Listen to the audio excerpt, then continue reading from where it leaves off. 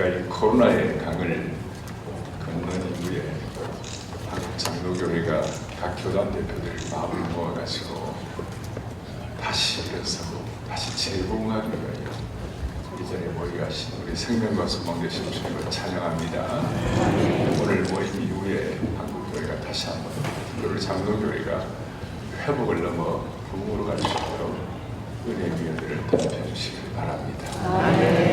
여러분 잘 아시는 대로 전 세계 수많은 나라들 가운데 특별히 아시아, 동아시아 또 아시아 중에서 수천 년 내려오는 민족 종교를 100년 만에 바꾼 나라는 우리 대한민국이 유일합니다.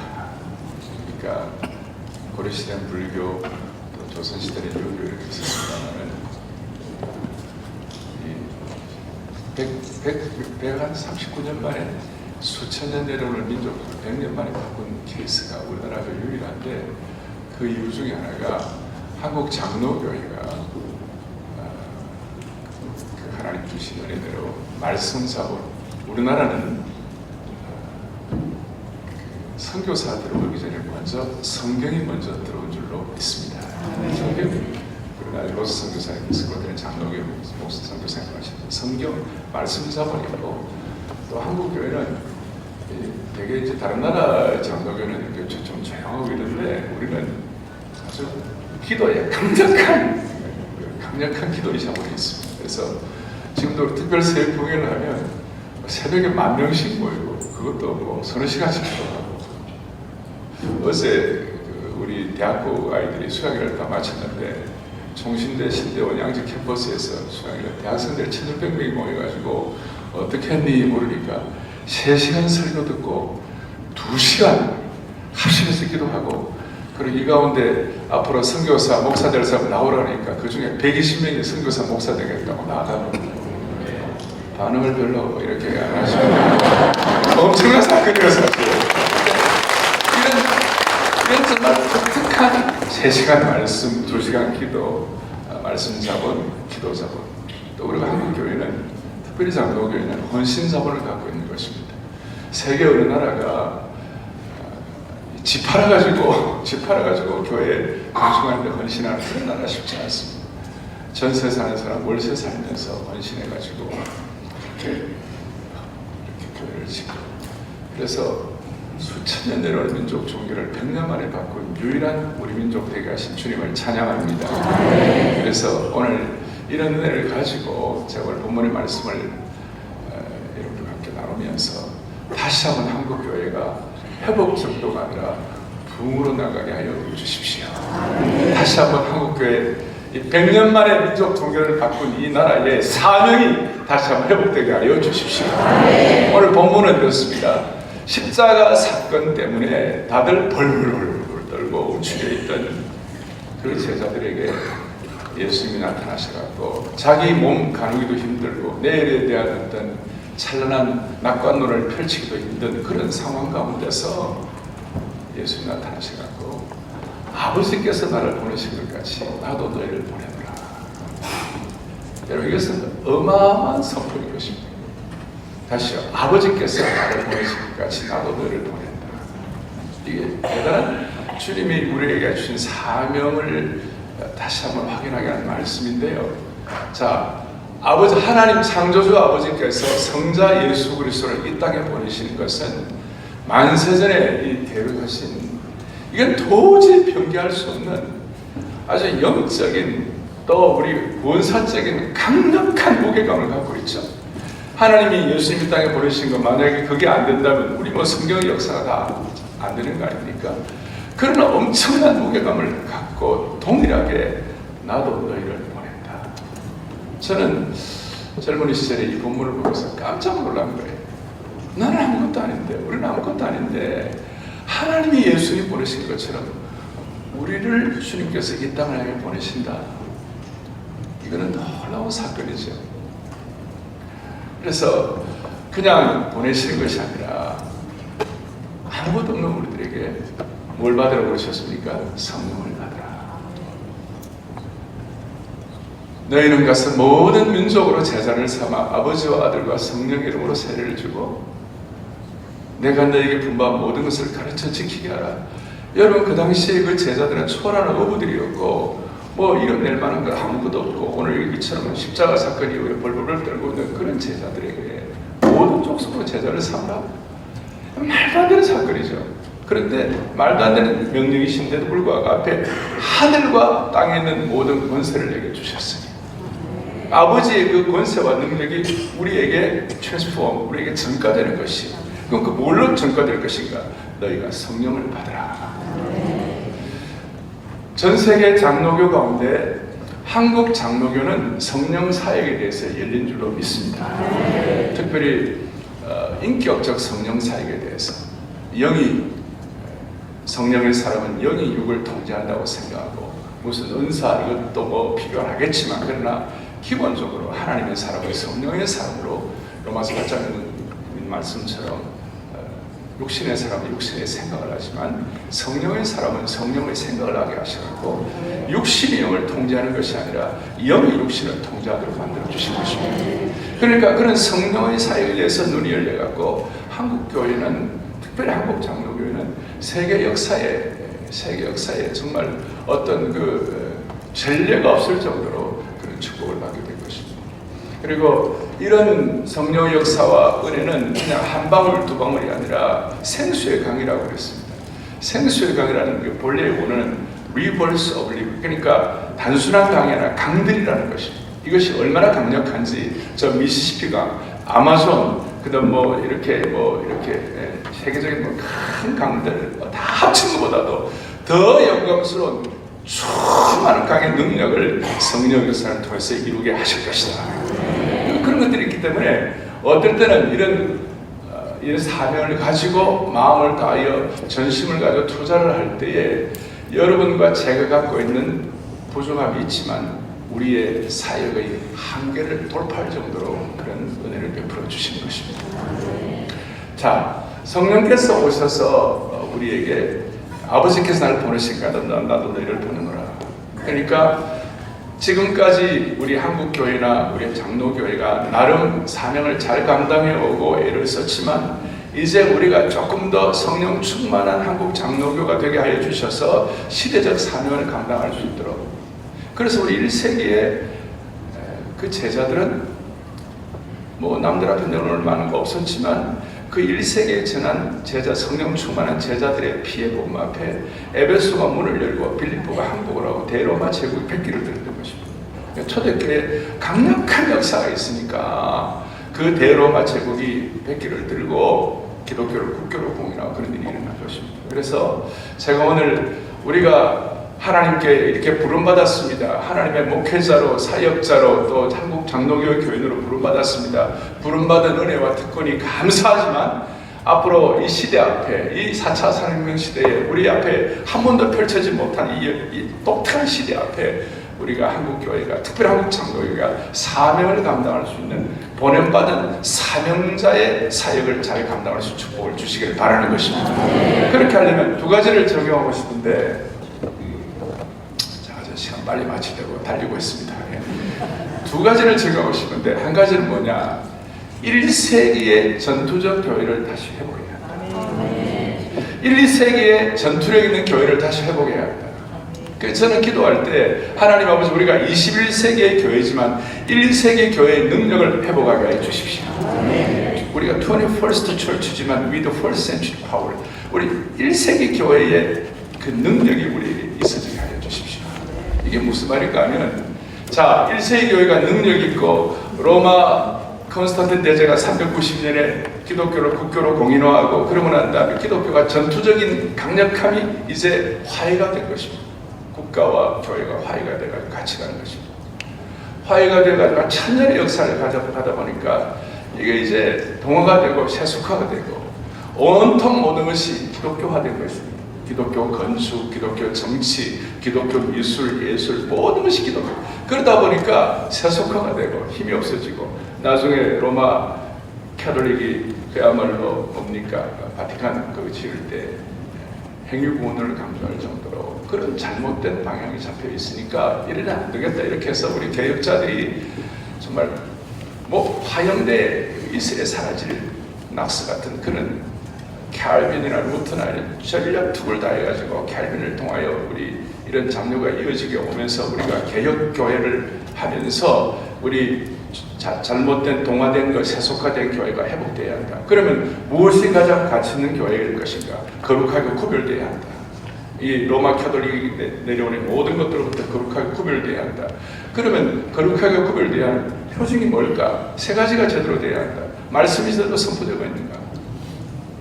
한국교회는 지난 시간 동안 그래도 본문 성경 읽어놓고 그냥 예화만 드는 그것이 아니라 그래도 본문에 의거하여 말씀을 전하겠다는 그런 축복을 주신 은혜를 감사하는 것입니다.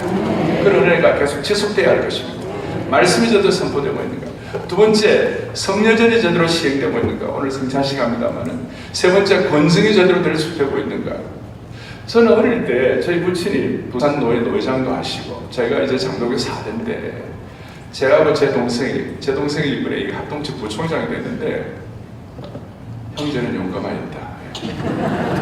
자, 그런데 제가 가만히 생각을 해보니까 무슨 이런 우리 사역에 이런 일이 일어나는가?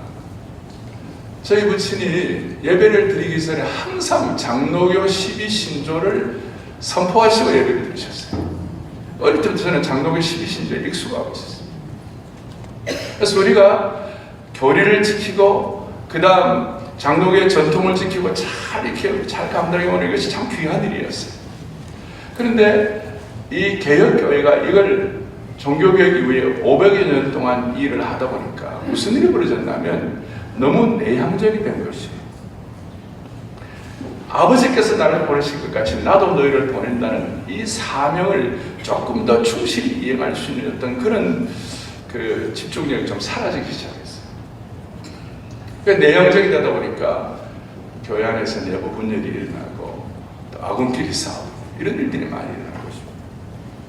바로 없기는 이번 장로교회 날 지나고 난 다음에 한국교회가 1, 2세기 교회의 전투력을 다시 회복하게 하여 주셔서 보냄받은 사명자의 사역을 충실히 감당하는 축복을 주시기를 바랍니다. 두 번째로는 그러면 어떻게 하면 보냄받은 사명자의 사역을 더 잘 감당할 것인가? 이제는 경쟁 구도가 아니라 섬김 구도, 경쟁 구도가 아니라 미션 구도. 그 이유는 우리 앞에 펼쳐진 이 시대적 상황이 만만하지가 않습니다. 세 가지 삼중의 변곡점을 맞이하고 있습니다. 시대의 변화, 영적 정체, 낯선 다음 세대. 인공지능의 진보로 사람의 일자리가 줄어드는 것이 현실화되어 버렸고 챗GPT가 설교문을 작성하려고 하는 이런 시기에 우리가 어떻게 하면 보내받은 사명자의 삶을 잘 살아갈 수 있을 것인가? 어떻게 성경적 가치관, 한국교회에 들어가신 말씀 자본, 기도 자본, 헌신 자본을 유지할 수가 있을 것인가? 교파적으로 당파적인 분열을 멈추고 우리에게 주신 복음의 절대질, 하나님 말씀의 절대 진리, 예수 그리스도의 유일성, 공교의 중요성, 성령의 능력과 주권, 이런 것들을 어떻게 지켜나갈 것인가? 제가 볼 때 한국교회가, 특별히 우리 장로교회가 섬김 구도로, 미션 구도로, 또 영적인 비대칭 전략을 가지고 골리앗이 막 칼을 들고 나왔을 때 비대칭 전략이라는 것은 다윗은 가만히 있다가 같이 칼 들고 나온 것이 아니라 물맷돌 들고 나간 것입니다. 링컨이 막 전쟁을 하고 싸우는데 그 전략을 쓰고 막 그래야 되는데 갑자기 링컨은 기도하러 들어가 버린 것입니다. 여호사밧 앞에 수많은 대군들이 왔을 때 찬양대를 앞세운 것이 비대칭 전략입니다. 한국교회가 시대 앞에 모든 사람들이 머리 알만한 그런 어떤 작전이 아니라 강력한 영적 비대칭 전략, 섬김구도, 미션구도를 가지고 승리하는 축복을 주시기를 간절히 바랍니다. 작년도 9월 26일 날 한국교회 섬김의 날이라 그래서 저희들이 목사님들, 이렇게 사역자들, 사모님들 정말 5,596명의 이런 사역자들 같이 모였습니다. 모여가지고 1박 2일 동안 집회를 하는데 지방에서 올라오신 분들은 뭐 숙소들이 다 없으니까 우리 교우들이 이제 홈스테이를 하게 하고 이렇게 다 해서 상당히 많은 헌신을 하고 이렇게 했는데 9.16 한국교회 성김의 날을 이렇게 하면서 우리가 어떻게 앞으로 이 미션 구도로 제대로 나가야 할 것인가 슬로건을 하나님 하나 주셨습니다. 사람에게는 진심으로, 하나님께는 전심으로. Sincere heart to people, whole heart to God. 한국 장로교회가 시대 앞에 사람에게는 진심으로, 하나님께 전심으로 가면 하나님이 반드시 역사해 주시리라고 믿습니다. 2010년이 에딘버러 선교 100주년이었습니다. 스코틀랜드 장로교회 거기서 선교에 대한 열정과 꿈을 가지고 선교대회를 하고 그때 우리 한국 일제시대 이제 시작이었지만 3월 마페 선교사님하고 이렇게 해가지고 한국 장로교회가 에딘버러에 대표단을 파송을 했습니다. 거기서 이제 무슨 일이 있었는가 제가 보니까 제가 2010년도에 에딘버러 대학교에 이 장로교 개혁교단이 모여가지고 전날 저녁 집회를 했는데 그날 제가 말씀을 전했는데 자력이 뭘 좀 중요한 게 없을까 하고 제가 살펴보았더니 1910년도에 사무엘 마페 선교사님이 한국 장로교를 대표해가지고 오셔갖고 뭐라고 얘기하냐면 1910년입니다. 조선 사람들은 한국 사람들은 경제적으로나 정치적으로는 희망이 없습니다. 당연히 일제시대에 이제 시대가 시작되니까 식민지 시대가 시작되니까 희망이 없습니다. 어쩌면 한국의 전통사회도 별 희망이 없습니다. 그런데 한국 사회가 딱 하나 희망이 있는 뭐냐면 한국이 영적으로는 강국이 될 것입니다. 한국 장로교를 중심으로 해가지고 영적으로는 강국이 될 것입니다. 제가 그걸 보면서 눈물이 막 났어요. 그날 진짜 그 예화를 제가 같이 나눴는데요. 여러분 우리는 러시아보다도 땅덩어리가 적습니다. 우리가 중국보다 인구가 적습니다. 일본보다 경제가 약합니다. 그러나 하나 딱 강한 거 있습니다. 그것이 무엇입니까? 한국 교회가 더 강한 것입니다. 한국 교회가 강한 것입니다. 한국 교회가 강하다고 할 때는 우리 한국 교회 70% 이상을 차지하고 있는 한국 장로교회가 역할을 잘 감당하면 하나님이 은혜를 베풀어 주실 것입니다. 오스키니스라는 사명, 소명이라는 이 글을 쓴 유명한 저자이고 옥스퍼드 교수하시고 시대적인 인물이신데 저는 12월에 그분과 같이 식사를 하면서 진지한 얘기를 했어요. 자, 한국보다도 인도네시아가 지금 더 크리스찬이 더 많습니다. 인도네시아가 2억 8천만인데 15%가 크리스찬이니까 최고의 이슬람 국가이긴 하지만 크리스찬이 많습니다. 브라질이 우리보다 크리스찬이 많습니다. 나이지리아가 더 많습니다. 그러나 인도네시아나 브라질이나 나이지리아가 지금 세계 기독교의 어떤 그 역할 입장에서 볼 때에 한국보다 더 많은 역할을 한다. 그렇게 말할 수가 없다는 것입니다. 왜냐하면 한국 사회는 장로교가 중심돼가지고 정치, 경제, 입법, 문화, 사회 모든 영역에서 나름대로 리더십을 구축하고 있기 때문에 이 리더십이 건강하게 잘 가기만 하면 한국 사회는 그래도 시대 앞에 세계 이 보험주의권과 세계 교회의 귀한 역할을 감당하게 될 것이다. 그렇게 해서 미국 교회의 리더십을 앞으로 한국 교회가 좀 같이 나누어서 짐을 져야 할 시대가 왔다 그렇게 했습니다.